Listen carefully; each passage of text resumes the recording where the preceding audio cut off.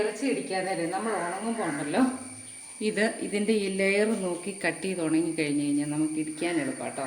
അപ്പോൾ ഇടിക്കുമ്പോൾ വാക്കത്തിയുടെ മാട് വെച്ചോ എങ്ങനെയാണെങ്കിലും ഒരു സൈഡിൽ നിന്ന് തുടങ്ങണം. ചുമ്മാ ഇങ്ങനെയല്ല, ഒരു സൈഡിൽ നിന്ന് തുടങ്ങി കഴിഞ്ഞാൽ ഇടിക്കാൻ എളുപ്പാട്ടോ. അതേ കിട്ടണേ കേട്ടോ കേട്ടോ, നമുക്ക് പക്കായിട്ട് കിട്ടും. ഇതെന്തിനാ ഇങ്ങനെ കിടക്കുന്നത് ചുച്ചിക്കുട്ടെ? ഇടിക്കുന്ന കേട്ടപ്പോൾ വന്നതല്ലേ?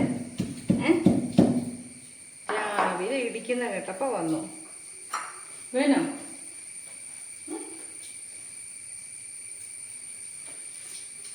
വെറുപുള്ളി പോലെ ഇരിക്കുന്ന ചാരണം, വെറുപ്പുള്ളി പോലെ ഇരിക്കുന്ന ചാരണം.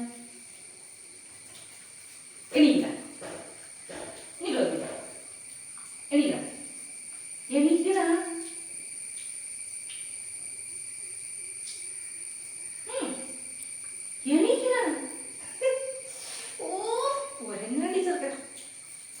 ഇനി വേണ്ട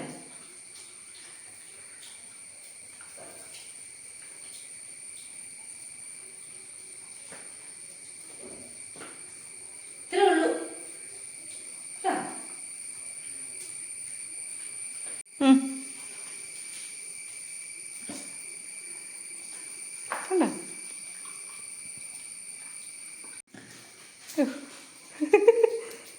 ഒരുപാട് തിന്നാൻ കൊള്ളില്ല. അത് അവളെടുത്തു.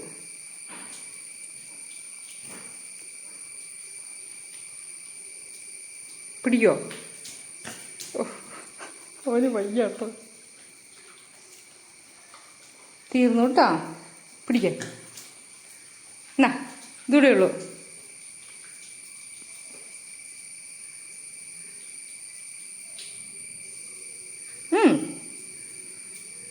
അവന് പറ്റുന്നല്ലേ, അവന് ചെയ്യാൻ പറ്റുള്ളൂ. തീർന്നു. ഇനി പോകോ. ഇനി മമ്മി കറി ഉണ്ടാക്കട്ടെ. ഞാൻ ഇച്ചിരി ഉണക്കിറച്ചി കറി വയ്ക്കാൻ തുടങ്ങാം, വറക്കാൻ ചെയ്യാൻ തുടങ്ങും കേട്ടോ. ഞാനിങ്ങനെയാണ് ചെയ്യുന്നത് കേട്ടോ. ഇഞ്ചി വെളുത്തുള്ളി അരച്ചു ചതച്ചു, കറിവേപ്പില, സവാള, പിന്നെ ഇനി ബാക്കി ഇത്തിരി പൊടികളോട് ചേർക്കും കേട്ടോ.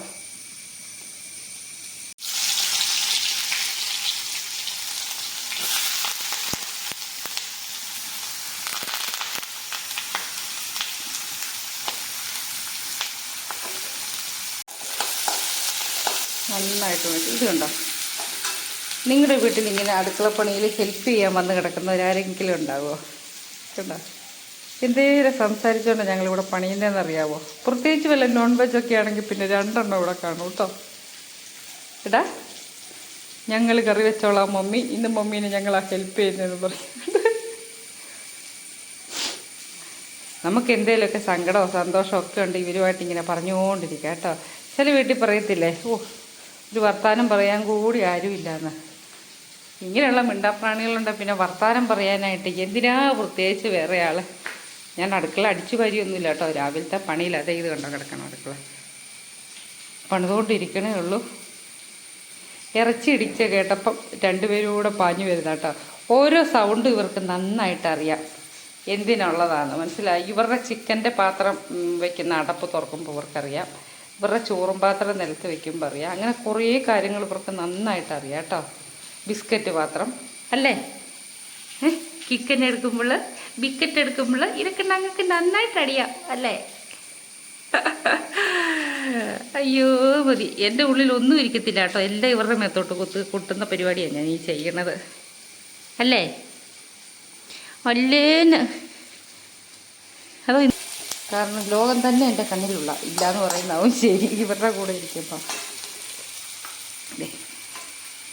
ഇതുകൂടെ ഇടുന്നു. എന്നിട്ട് കുരുമുളക് കേട്ടോ കൂടുതലിട്ടേക്കുന്നു. നന്നായിട്ട് ഇതങ്ങ് വരട്ടിയെടുക്കുന്നു. വെള്ളത്തിൽ കിടന്ന് വേണ്ട കേട്ടോ.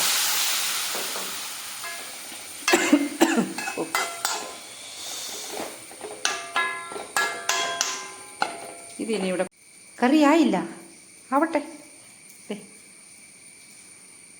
എൻ്റെ ദൈവമേ മതി.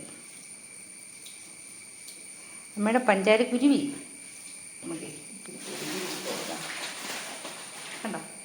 തിരിഞ്ഞത്. പെഡിഗ്രിയുടെ സൗണ്ട് കേൾക്കുമ്പോൾ എന്നാ മമ്മിയാക്കിയില്ലിങ്ങനേന്ന് അല്ലേ?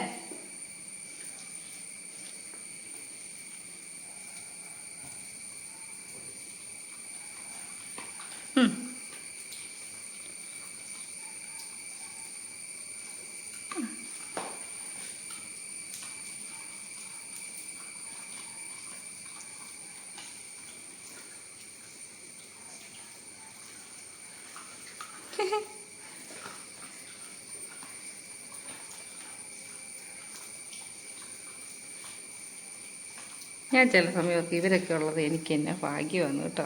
തിന്നു നീ അമ്മമ്മ തിന്നാനുള്ള ഇത് ഒത്തിരി തിന്നാലേ ചീച്ചിയ ഉവാവുപ്പിച്ചു ഒത്തിരി തിന്നാല് കേട്ടോ, അല്ലേ? വാവുപ്പിച്ചു കേട്ടോ. അമ്മയുടെ പൊന്നല്ലേ, പൊന്നുമോളല്ലേ.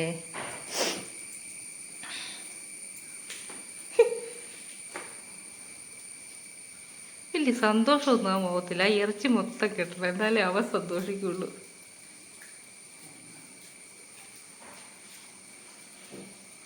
ഇങ്ങനെ സമരം വെച്ച് കിടക്കാതെ ചെല്ല. ഇതിപ്പോ നിരാഹാര സമരം പോലും ഇത്ര ആത്മാർത്ഥമായിട്ടാരും ചെയ്യില്ലല്ലോ.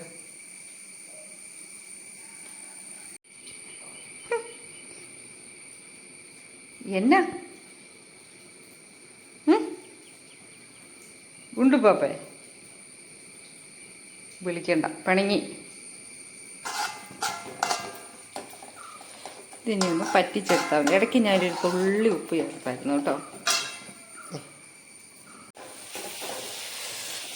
ഒരുപാട് ഉണക്കി തോർത്തി എടുക്കുന്നില്ല കേട്ടോ, അപ്പം നമുക്ക് ഭയങ്കര ചവയ്ക്കാൻ പാടായിരിക്കും. അപ്പം ഞാൻ ഈ പരുവത്തെ നിർത്തുകയാണ്.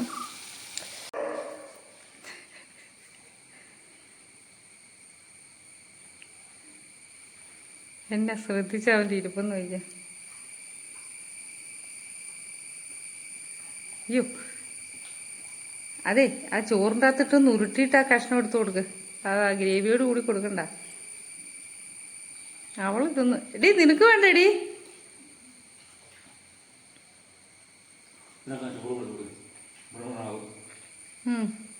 അമ്മമ്മ എടുത്ത് തരട്ടെ? ചിക്കൻ കൂട്ടി ചോറ് തരട്ടെ? ചിക്കൻ വേണ്ട, ഞങ്ങൾക്ക് ബീഫ് മതിയെന്ന്.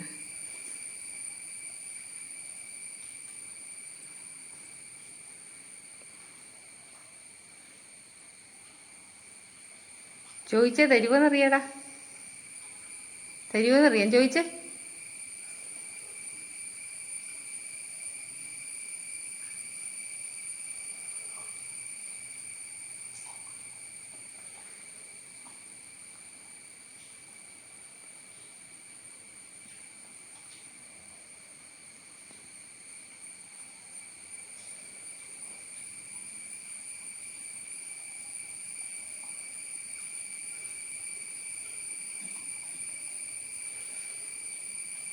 കാല് വരുവാണോ? എന്നാടാ കുണ്ടുമണി?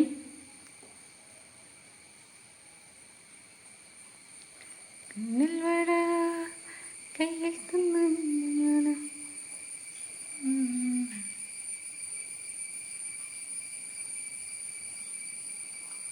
അമ്മി ചോറെടുത്ത് തരാം, വന്നേ വാ. ചേച്ചിക്കുട്ടി മമ്മുണ്ണ വന്നേ വാ.